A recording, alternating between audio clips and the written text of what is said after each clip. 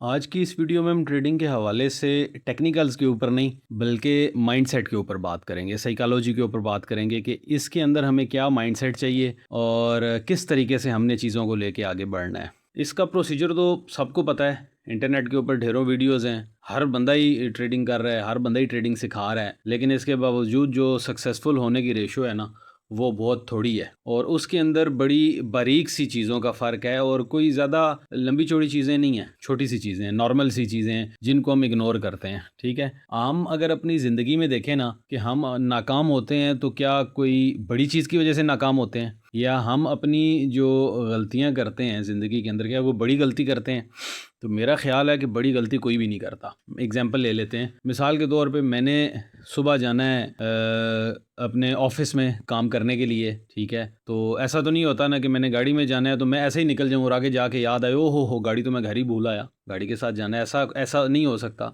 या कोई बंदा कुकिंग कर रहा है, बिरयानी बना रहा है और वो चावल लाना भूल जाए, ऐसा हो ही नहीं सकता। उस बेसिक इंग्रेडिएंट है वो उसको लेकर आएगा। कोई भी बंदा जो है जब भी काम करता है तो उसके अंदर वो बड़ी गलती कभी भी नहीं करता, सोच भी नहीं सकता बड़ी गलती करने का। गलती हम कहाँ करते हैं? छोटी चीज़ों पे, जिनको हम इग्नोर कर देते हैं, जिनको हम खाते में नहीं ना रखते, वो चीज़ें हमसे गलतियां करवाती हैं और वो हमें नाकाम कर देती हैं। ठीक हो गया।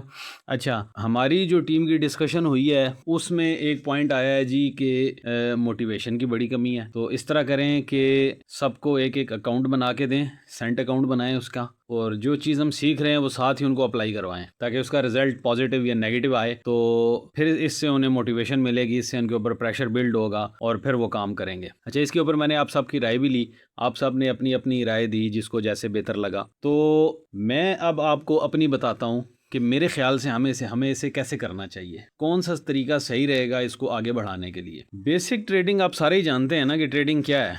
बाय सेल ही करना है ना, बाय कर लिया, सेल कर लिया हमने और लॉस हो गया या प्रॉफिट हो गया। तो ऐसा नहीं है ट्रेडिंग के अंदर। अगर हम पैसे के पीछे भागेंगे ना कि यार पैसा हमें मिल जाए, पैसा मिल जाए, पैसा मिल जाए, तो पैसा कोई नहीं मिलना। ठीक है, इसका एक प्रोसेस है, हर चीज़ एक प्रोसेस से होके गुजरती है। अगर हमने उस प्रोसेस को फॉलो किया ना और उस प्रोसेस से हमने विन कर लिया तो पैसा ऑटोमेटिकली आएगा। पैसा बाई प्रोडक्ट है, पैसा डायरेक्ट हम उसको नहीं ले सकते कि पैसे कहीं पड़ा हुआ है जाके हम ले लें, या कहीं पहाड़ के ऊपर पड़ा हुआ है या किसी दरख्त के ऊपर लगा है या किसी जगह पे दफन है हम जाके पैसा निकाल लेंगे, ऐसा नहीं है। पैसा बाई प्रोडक्ट है, हमें कोई काम करना पड़ेगा, किसी चीज़ को क्रैक करना पड़ेगा, किसी चीज़ को विन करना पड़ेगा, तो उसके रिजल्ट में पैसा आएगा। ठीक है, पैसा एक स्टेप नहीं, पैसा 2 स्टेप हमसे दूर है। ठीक हो गया। अगर हम पैसे के पीछे जाएंगे तो फिर हमें पैसा नहीं मिलेगा, लेकिन अगर हम प्रोसेस के पीछे जाएंगे ना तो फिर हमें पैसा मिलेगा। इसलिए आज से ये कुछ पॉइंट मैं आपको बता रहा हूँ, कुछ पॉइंट हैं, ये नोट कर लें। ट्रेडिंग के अंदर कहा जाता है ऐसे कि 80% आपका माइंडसेट है और बाकी सारी जो जितनी स्टडी है ना वो 20% है। तो इस 80% के ऊपर भी हम फोकस करेंगे। मेरा नहीं ख्याल था कि हमें इसकी अभी ज़रूरत पड़ेगी, क्योंकि हमने तो अभी बिल्कुल बेसिक से छेड़ा था, लेकिन अभी छेड़ा ही है तो वो सबके जहन में चीज़ें आना शुरू हो गई हैं कि ऐसे भी हो जाए, वैसे भी हो जाए। तो ये जितनी चीज़ें आएंगी ना, इसको जहन से निकालना पड़ेगा। एक पर्सनैलिटी बिल्ड करनी पड़ेगी, एक माइंडसेट बनाना पड़ेगा और कुछ बोरिंग चीज़ें हैं जिनके ऊपर हमें फोकस करना पड़ेगा। मैं क्या कर रहा हूँ कि मैं एक फार्मूला डिज़ाइन कर रहा हूँ, एक रोड मैप बना रहा हूँ, बस आपको उसे फॉलो करना ही पड़ेगा, मुझे भी उसको फॉलो करना ही पड़ेगा, इसके अलावा हमारे पास और कोई दूसरा चांस नहीं है। तो प्रोसेस के ऊपर फोकस रखें, जो चीज़ें स्लो स्लो हमारे सामने आ रही हैं बस उनको नोट करें। आज जो मैं आपको पॉइंट बताऊंगा ना, हल्का हल्का मैं पॉइंट्स को टच करूंगा और इन पॉइंट्स को आपने अपने पास लिख लेना है ता हयात जब तक आप ट्रेडिंग करेंगे। हाँ, अगर नहीं की, दरमियान में भाग गए तो अलग बात है, लेकिन ये मैं आपको गारंटी देता हूँ कि अगर इन चीज़ों को पक्का पकड़ लिया ना आपने, इन पॉइंट्स को पक्का पकड़ लिया, इस प्रोसेस में गलती ना की, तो सक्सेस मिलेगी ही मिलेगी। ठीक हो गया। बोरिंग तरीका है ये एक, लेकिन ये रास्ता बिल्कुल ठीक है। जब हम ट्रेडिंग करते हैं तो सबसे पहले हम पैसा डालते हैं अकाउंट के अंदर डॉलर की शक्ल में। ठीक हो गया कि हम कहते हैं हमने इतने डॉलर डाल लिए जी, $20 डाल लिए, $100 डाल लिए जी, $300 डाल लिए, 500, 1000, 10,000 डॉलर डाल लिए। ठीक है, तो इसको डॉलर के ऊपर, पहले तो पैसों के ऊपर नहीं देखना जी, मैंने पाकिस्तानी 2 लाख या 5 लाख लगा दिए हैं, पैसों को नहीं देखना। दूसरी बात है पैसों के बाद डॉलर को भी नहीं देखना। फिर जब डॉलर में कमाई शुरू होती है तो फिर हमें बड़ा शौक होता है ना उनको कन्वर्ट करना, जितने डॉलर हो गए पाकिस्तानी कितने बनते हैं, नहीं उसको वो भी नहीं करना, बल्कि हम पिप्स कैलकुलेट करेंगे, हम परसेंटेज में कैलकुलेट करेंगे, ठीक है, रुपीज़ और डॉलर में कैलकुलेट नहीं करेंगे। ये एक गलती है, ये एक गलत तरीका है। जैसे ये किन्नू है, बाज़ जगह किलो के हिसाब से बिकते हैं और बाज़ जगह दर्जन के हिसाब से बिकते हैं, ठीक है। अगर आप इनका कंपैरिजन ज़रूर शुरू कर देंगे तो फिर अल्लाह ही हाफ़िज़ है, फिर हो गया काम, ठीक हो गया। कुछ चीज़ें लीटर्स में बिकती हैं, कुछ चीज़ें किलो में बिकती हैं, तो इस ट्रांसफ़र के चक्कर में नहीं पड़ना, इस कंपैरिजन के चक्कर में पड़ना ही नहीं है हमने, ठीक है।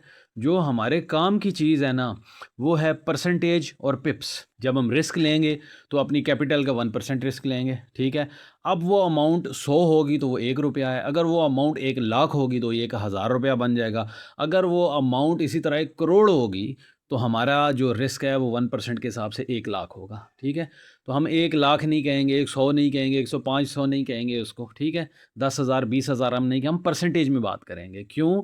जब हम काम करेंगे तो हमारा अकाउंट ग्रो करेगा या नीचे आएगा, दो ही चीज़ें हैं। अगर ऊपर जाएगा तो हमें खुशी मार देगी, नीचे आएगा तो हमें वो खौफ मार देगा, ठीक है। इसको इस तरह कैलकुलेट नहीं किया जाता। जब हम फार्मूला डिज़ाइन कर लेंगे तो वो फार्मूला चलेगा परसेंटेज के ऊपर, तो अमाउंट या अकाउंट वैल्यू इससे निकल गई, बस ईजी हो गए। तो हम एक प्रोसेस ऐसा डिज़ाइन करेंगे, एक ऐसे प्रोसेस से चलेंगे जो हमारा हमेशा चलेगा। परसेंटेज 1%, 2%, आधा परसेंट, 2.5%, 3%। तो इस तरह चीज़ों से बंदे का जो एक लाशऊर है ना वो ट्रेंड हो जाता है उसके ऊपर, कैलकुलेशन आसान हो जाती है और बंदा बड़ा रिलैक्स हो जाता है इससे, ठीक हो गया। और जब हम ट्रेड्स का हिसाब करेंगे तो पिप्स के ऊपर करेंगे। हमने इतने पिप्स का एसएल रख लिया, हमने इतने पिप्स का जो है वो टीपी ले लिया, ठीक है। इतने पिप हमारा प्रॉफिट है, इतने पिप हमारा जो है वो हमारा टारगेट है, ठीक है। ट्रेडिंग के अंदर जब जब हम ट्रेड करेंगे ना, तो ये इसकी मिसाल एक शतरंज की सी मिसाल ले लें कि ठीक है, जिसमें हम बारी कर रहे हैं, 1 बारी, 2 बारी, 3 बारी, 4 बारी। ऐसा तो नहीं होता ना कि 1-2 बारियों के अंदर किसी की गेम ओवर हो गई हो, विन हो गई हो, लूज़ हो गई हो, ऐसा तो नहीं है ना। एक लंबे प्रोसेस के बाद जाके ना हमें पता लगता है कि हम इस गेम के अंदर जीते हैं या हारे हैं। जो लोग शतरंज जानते हैं वो भी, या जो अगर शतरंज नहीं जानते तो आप एक लूडो की मिसाल ले लें। लूडो के अंदर क्या है, एक प्रोसेस है ना लंबा।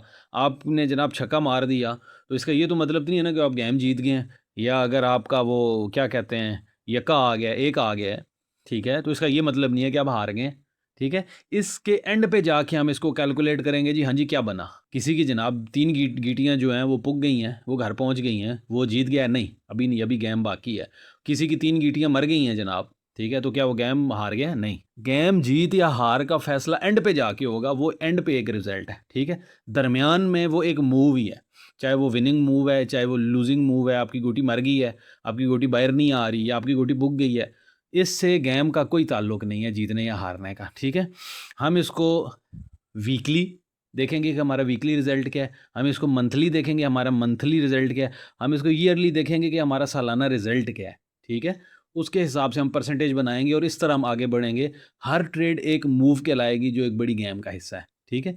ये पॉइंट अपने जहन में रखना है, ये चीज़ें हम अप्लाई करेंगे, ये ऐसे नहीं है कि करने वाली बातें हैं। जो इसको जहन में रखेगा याद रहेंगी, वो उसके लिए ईजी हो जाएगा। जो इसको जहन में नहीं रखेगा, भूल जाएगा, वो फिर भोखलाहट का शिकार होगा। सही सीधी सी बात है। अब जो मैंने इतनी आपको 2-4 चीज़ें बताई हैं ना, ये इंतहाई सिंपल चीज़ें हैं। इसके समझने में कोई मुश्किल चीज़ है ही नहीं। ऐसी मेरे ख्याल है कोई चीज़ नहीं होगी जो किसी के ज़हन में ना आई हो, या कोई मुश्किल पॉइंट हो यार समझ नहीं आ रहा। बिल्कुल सादी सादी चीज़ें हैं ना, सिंपल चीज़ें हैं।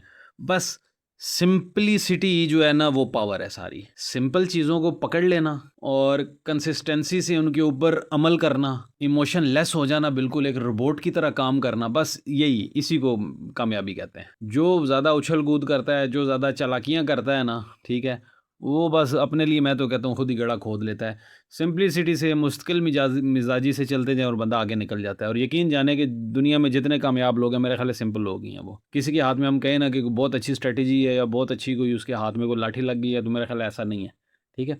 चंद एक सिंपल चीज़ों को उसने पकड़ा हुआ है ताकि उन चीज़ों को वो बार बार रिपीट कर सके, रिपीट कर सके, रिपीट कर सके, और वो विनर है। हम सोच रहे होते हैं पता नहीं यार ये क्या कर रहा है ऐसी जो हम नहीं कर सकते। हम मुस्तकिल मिजाज नहीं रह सकते, बस बात इतनी सी है। ठीक है, हम सिंपल हम समझते हैं कि अब बहुत पैसा ज़्यादा लगाएँगे तो ये होगा, या बहुत कोई इंडिकेटर्स लगा लेंगे और बहुत कोई न्यूज़ देख लेंगे या बहुत कोई खुफिया चीज़ निकाल लेंगे तो हम कामयाब हो जाएँगे, ऐसा नहीं होता। सिंपल चीज़ें हैं वही काम करती हैं, बाकी चीज़ें जो हैं वो बहाना है। जिसने काम ना करना हो ना वो बहाने ढूँढ लेता है। हमारा जिन चीज़ों के ऊपर बस है ना, जो काम हम कर सकते हैं ट्रेडिंग के अंदर हमने एंट्री करनी है, एग्ज़िट करनी है और रिस्क लेना है। बस इन्हीं चीज़ों के ऊपर हम काम करेंगे कि एंट्री की हमने कैसे करनी है जी, कब एंटर होना है हमने ट्रेड में और कब हमने ट्रेड से निकल जाना है और किस ट्रेड के अंदर हमने कितना रिस्क लेना है। बस यही 3 काम करने हैं ना, वो करने वाले हैं ना।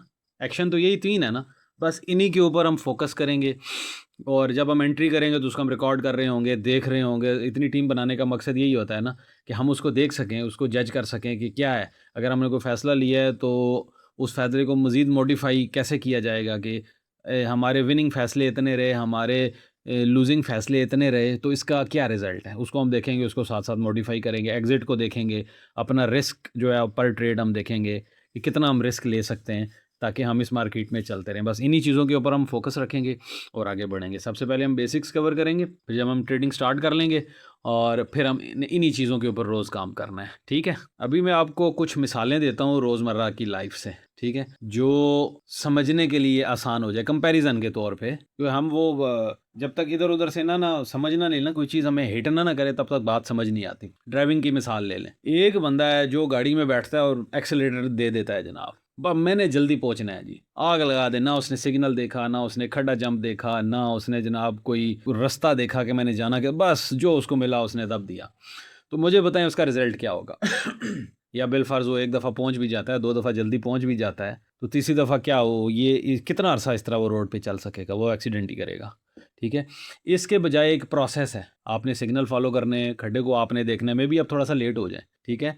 लेकिन उस प्रोसेस के नतीजे में आप बिल्कुल रिलैक्स होंगे और आपका रिज़ल्ट बड़ा शानदार होगा। आप सारा अरसा रोड पे चलेंगे, ठीक है? और स्लो लेकिन आप ग्रो करेंगे। ठीक है, इन दोनों मामलों को कंपैरिज़न करके देखिए कि कौन-सा तरीका ठीक है। तो हमने भी उसी तरीकों को फ़ॉलो करना है। कुकिंग की मिसाल ले लें आप चलें, ठीक है? आप खाना खाते रहते हैं ना हम लोग बाहर से, तो कुकिंग के अंदर क्या होता है कि हर चीज़ की एक ख़ास मिकदार है कि नमक इतना डलेगा, मिर्चें इतनी डलेंगी, मसाला फलाना इतना डलेगा, इतनी देर फ्राई होगा, इतनी हीट पे फ्राई होगा। ये सारी चीज़ें प्रोसेस करने के बाद फिर एक रेसिपी तैयार होती है। अब अच्छा इसके बदले एक बंदा आ जाता है जनाब ये मसाला भी डाल दे, वो मसाला भी डाल दे, ये भी कर दे, वो भी कर दे। मुझे बताएँ किसकी रेसिपी बेहतर होगी? कौन-सा तरीका ठीक है? हर जगह पे 2 ही तरीके होते हैं, हर जगह पे 2 तरीके हैं। तो हमने क्या करना है कि हमने रेसिपी को फ़ॉलो करना है। जिसने रेसिपी को फ़ॉलो कर लिया, उसका रिज़ल्ट ऑटोमैटिकली आ जाएगा। ठीक हो गया? स्टूडेंट की मिसाल ले लें। हम लोग सारे स्कूल, कॉलेजों, यूनिवर्सिटियों से पढ़ के ही आए हैं ना, ठीक है? एक बंदा है जिसको अपने नंबरों की फ़िक्र है जी, मैंने नंबर लेके आने हैं, नंबरों के पीछे पड़ जाता है वो, ठीक हो गया। वो जनाब अपना क्या करेगा अगर नंबरों के चक्कर में पड़ेगा तो? वो अपना सर पकड़ के बैठ जाएगा, ये भी पढ़ लूँ, कौन से सवाल आते हैं जी पेपर में, मैं उन सवालों की तैयारी कर लूँ, फलाँ कर लूँ, फलाँ कर लूँ, फलाँ कर लूँ, फलाने के कितने नंबर आएँगे, मेरे नंबर इतने आ जाएँ।